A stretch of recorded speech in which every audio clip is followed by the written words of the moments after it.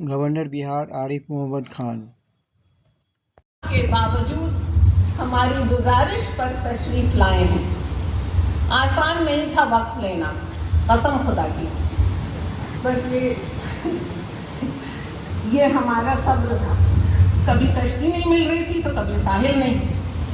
तो बहरहाल बहुत सारे फ़ोन कॉल्स और खतों खताबत के बाद आज का शुभ दिन मुकर्रर हुआ। बहुत शुक्रिया सर, और ख़ास तौर पर रेशमा साहिबा का तहे दिल से शुक्रिया कि मेरे इसरार पर यहाँ तशरीफ लाई। दुनिया जानती है कि आरिफ साहब अध्यात्म और तसव्वुफ के दानिश्वर, हिंदी साहित्य, उर्दू अदब, इंग्लिश लिटरेचर, संस्कृत, फारसी और मुख्तलिफ दीन व मज़ाहिब की किताबों के आलिम हैं और आर्ट और कल्चर के पारखी हैं। हमारे बिहार में आरिफ साहब, हमारे बिहार में सरस्वती पूजा बेहद अकीदत और धूमधाम से मनाई जाती है। एमएफ हुसैन जब पटना आए थे तो संजीव के डीपीएस स्कूल में बच्चों के बीच बैठकर देवी सरस्वती की ही बड़ी सी तस्वीर बनाई थी। डीपीएस स्कूल के हमारे सब लोग यहाँ मौजूद हैं और आरिफ साहब भी विद्या और कला की देवी सरस्वती के लाडले बेटे हैं। आपसे गुजारिश है कि आप माइक पर आइए, महफिल मुंतज़िर है। मोमिन आया है बज़्म में तेरी, मोमिन आया है बज़्म में तेरी, सोहबत-ए आदमी मुबारक हो।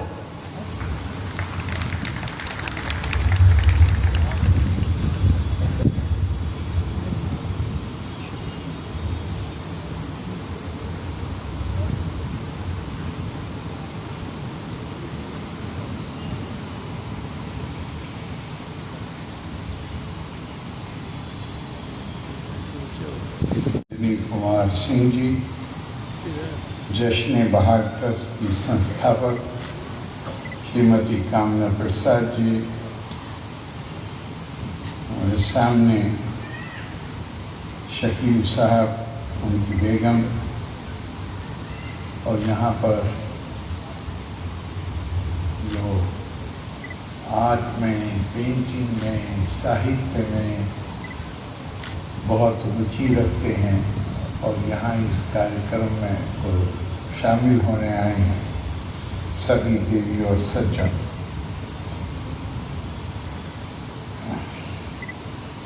पहली बात तो ये है कि आप एक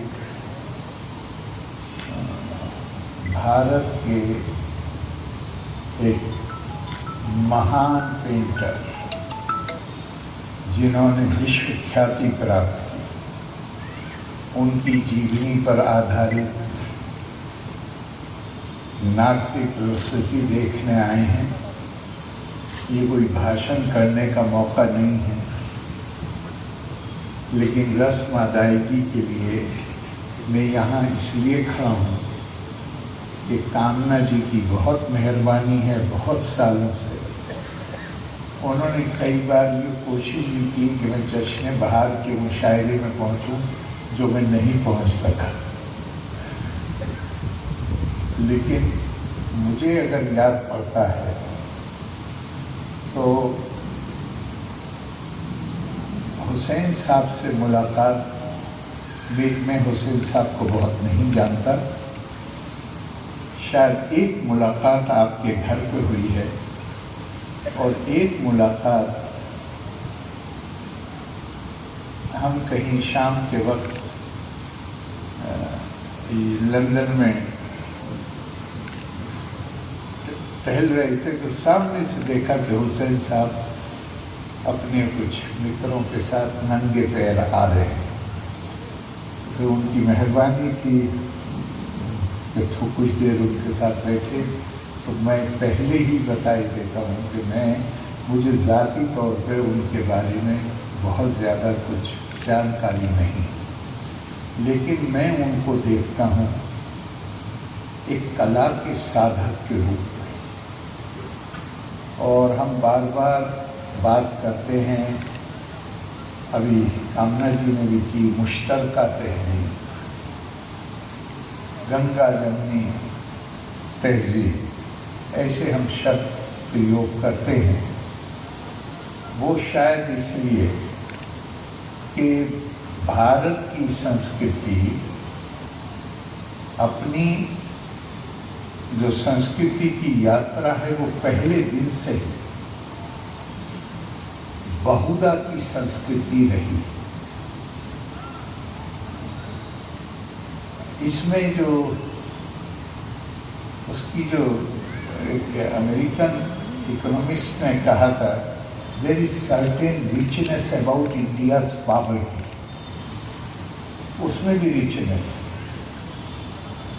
तो ये हमारी जो संस्कृति है उसकी समृद्धि जो है वो इसीलिए है, मैं मानता हूँ कि हमारे मनुष्यों ने हमारी संस्कृति में विविधता से कभी असहजता महसूस नहीं, बल्कि विविधता को अपने आप को समृद्ध करने का माध्यम बनाया।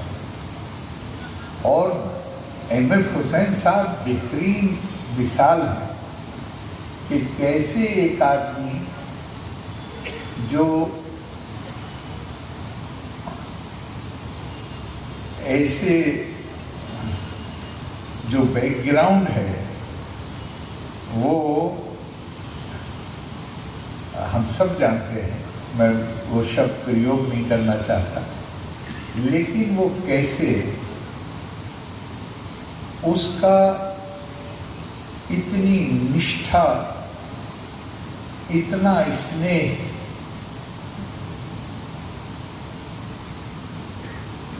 हम बहुत सी चीजों को जो हमारे आदर्श हैं, जो मूल्य हैं, सरस्वती की हम उपासना करते हैं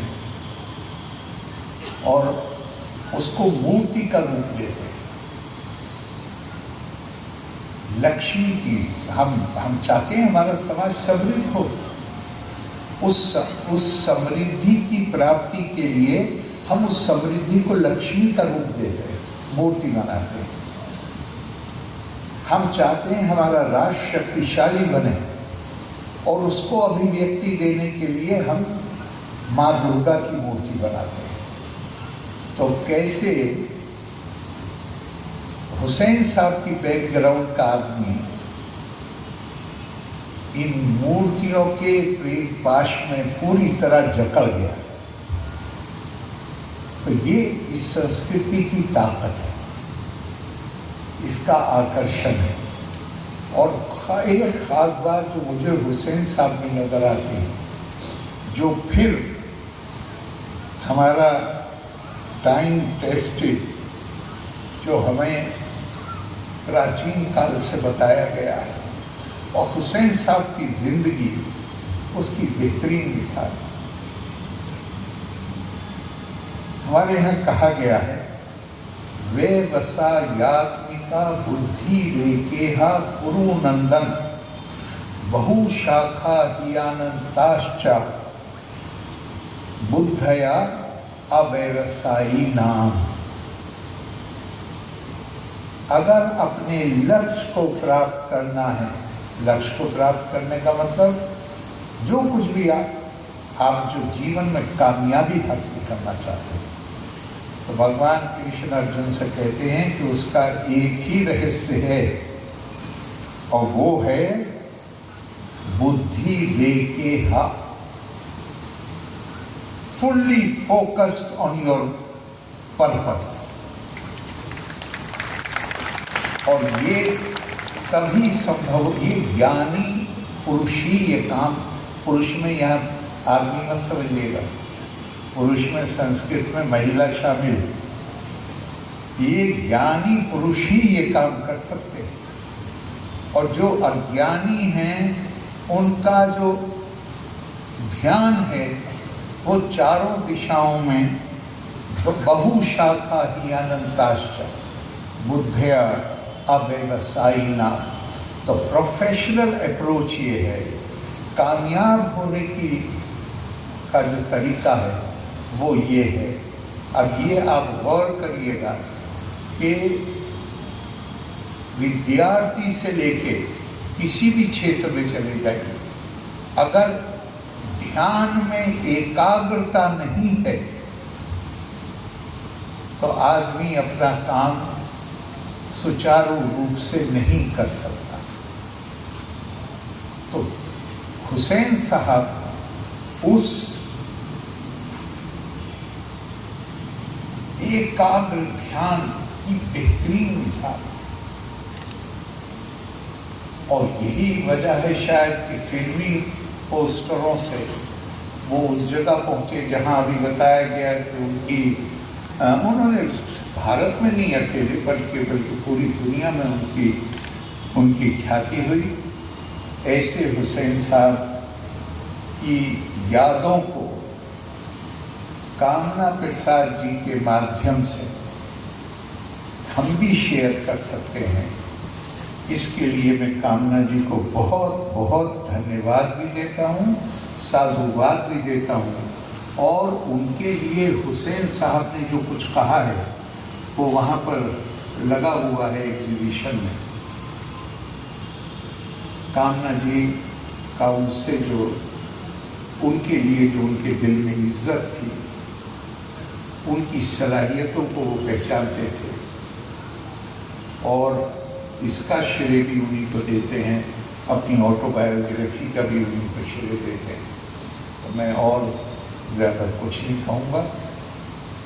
एक अभी आते में बात हो रही थी कामना जी से, तो वो एक शेर का पहला लफ्ज़ मुझे याद नहीं आ रहा था, और रेशमा जी ने बताया कि आप राजभवन इसलिए नहीं आए कि आप लोगों के तलफ़्फ़ुज़ को ठीक करने में लगी हुई थी।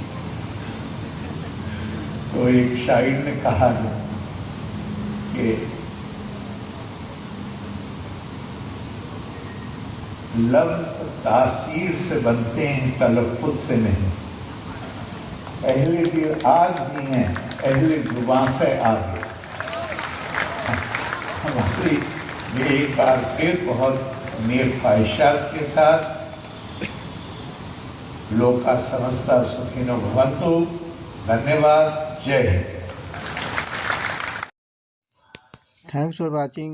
Ranjan Kumar Amrit Vidhi News, Patna, Bihar. जय हिंद, जय भारत, वंदे मातरम।